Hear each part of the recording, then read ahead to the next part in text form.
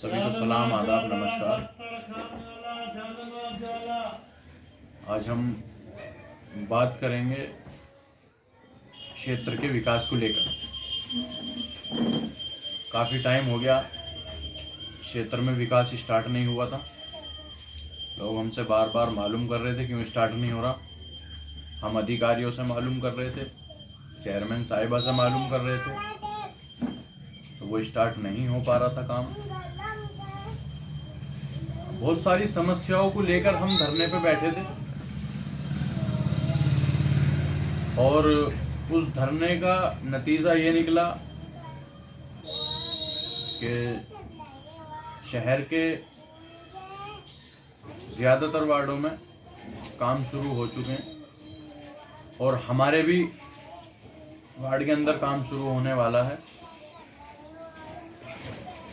और इस चीज़ को लेकर, इस बात को लेकर मैं चेयरमैन साहिबा का और नगर पालिका के सभी अधिकारियों का शुक्रिया अदा करता हूं कि हमारे धरने को उन्होंने सीरियस लिया।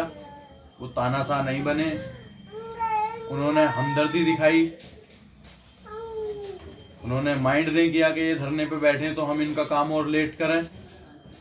ऐसा उन्होंने नहीं किया। उन्होंने हमदर्दी दिखाते हुए जगह जगह काम शुरू कर दिए हैं और हमारे क्षेत्र में भी काम शुरू के लिए उन्होंने बार बार अधिकारियों के फ़ोन आ रहे हैं, बताइए कहाँ कहाँ क्या क्या कैसे कैसे होना है। तो हम उनको डिटेल दे चुके हैं, कहाँ कहाँ क्या क्या काम होने हैं। सभी कामों की हम डिटेल दे चुके हैं और ऐसा नहीं है कि सारे ही काम एक साथ हो जाएंगे, थोड़ा समय लगेगा, लेकिन हाँ काम शुरू हो जाएंगे। कोई इस बात को माइंड ना करे कि उनकी सड़क बन गई अभी हमारी ना बनी, फिर वहाँ की सड़क बन गई वो कहें कि अभी हमारी नहीं बनी। तो धीरे धीरे एक एक दो दो तीन तीन सड़कें बननी शुरू हो जाएंगी। और कुछ काम हमारे जीतते ही डीएम साहब की तरफ से हो गया था, जिस वजह से हमने कई हद तक विकास को अपने कवर कर लिया है। हमारे कई सारे मुद्दे थे वहाँ पर, जैसे एक मुद्दा विकास को लेकर था और दूसरा मुद्दा हमारा ये था कि मदरसे पर एमआरएफ सेंटर है मदरसे के बराबर में, उसकी हम काफ़ी टाइम से आवाज़ उठा रहे थे।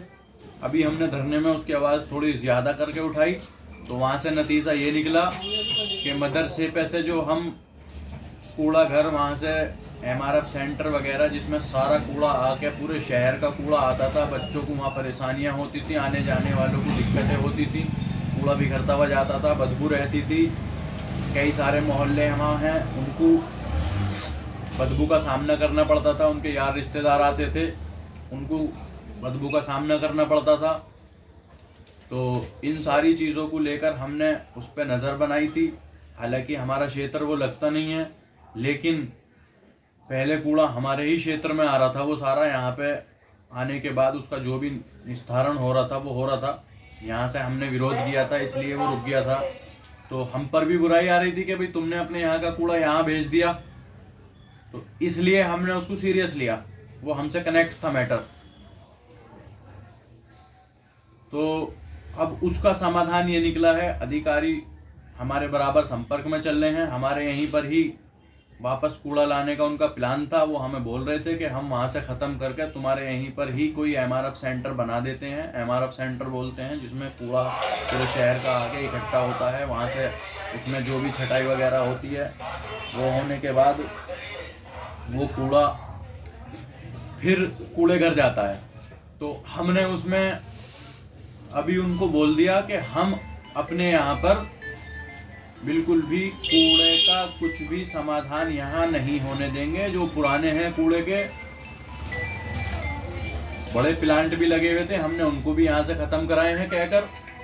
बहुत बड़ा प्लांट था, एक ज़माने से बड़ा प्लांट लगा हुआ था, उसको हमने यहाँ से ख़त्म करा दिया है और हमें उम्मीद है दोबारा हम उसको यहाँ लगने नहीं देंगे। अब ये दूसरा छोटा होता है एमआरएफ सेंटर, तो उसको भी हमने अपनी तरफ से बिल्कुल रुख साफ कर दिया। हम अपने यहाँ लगने नहीं देंगे। अच्छा, लगने भी देते हम एक बार को, लेकिन उनकी क्या मंशा थी उनकी ये मंशा थी कि इधर कुछ फैक्ट्रीज एरिया है, वहाँ पर कुछ फैक्ट्रियों के अंदर एलएमसी की ज़मीन है, उसको निकालेंगे हम और उसमें हम वो करेंगे। तो हमें वो बात भी ठीक नहीं लगी। एलएमसी किसी एक की फैक्ट्री में होगी, बुलडोजर पता नहीं किस किस की फैक्ट्रियों में चलेंगे, नपाई पता नहीं किस किस की फैक्ट्रियों में होगी। तो एक रीजन तो ये था। दूसरा रीजन ये था कि कूड़ा जब यहाँ उसका निस्तारण होगा, कूड़े की छटाई होगी, जो भी इनके नाम हो, ये मुझे जानकारी नहीं है कूड़े से रिलेटेड। तो इसमें क्या होगा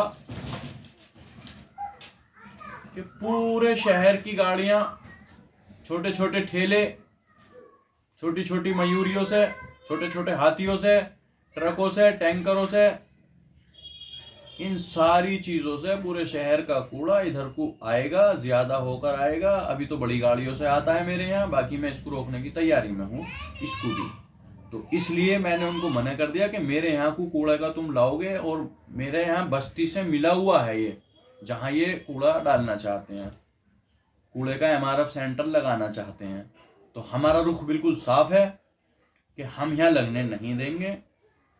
अदरवाइज किसी वजह से लगा भी तो पूरे नियमों का पालन कराया जाएगा। उधर से उनको बताया जाएगा कि हमारे शहर की तरफ से गाड़ियों की एंट्री नहीं मिलेगी, गाड़ियों की एंट्री होगी तो बाईपास की तरफ से होगी, और सीमित समय के लिए यहाँ पे हम उनको जो है अपनी तरफ से अपनी मंजूरी देंगे। तो ऐसा नहीं कि हमारी बिना मंजूरी के वो चाहे जो कुछ भी कर सकते हैं। हाँ, इतना ज़रूर हो जाता है कि कुछ चीज़ें वे बताएंगे तो हमें लगेगा नहीं, हाँ कानून के दायरे में है ये चीज़ें, क्योंकि सारा कुछ हमारे भी हाथ में नहीं है और सारा कुछ उनके भी हाथ में नहीं है। कुछ उनके अधिकार हैं, कुछ हमारे अधिकार हैं। तो हम अपने अधिकारों का इस्तेमाल करते हुए यहाँ पे कूड़ा घर नहीं लगने देंगे। अगर किसी वजह से लगवाना भी पड़ा तो उनको नियमों, जो नियम होते हैं, हवाओं वाले नियम फॉलो नहीं होने यहाँ पर, हम ओरिजिनल वाले नियम फॉलो कराएंगे पूरी नगर पालिका की टीम से। जो भी कानून के दायरे में बनेगा उनको बताया जाएगा कि दूसरी साइड से बाईपास की तरफ से लाया जाए कूड़ा, मेरे इधर को ना लाया जाए। अभी कुछ गाड़ियां आती हैं, अभी हम इनको आने दे रहे हैं कुछ टाइम तक, बाकी इसका भी हम जानकारी करेंगे कि क्या कानून है, क्या नियम है, क्या हमारे अधिकार हैं और उनके क्या अधिकार हैं, वो किस अधिकार के तहत इधर को कूड़ा बस्ती के अंदर को लेके जाते हैं।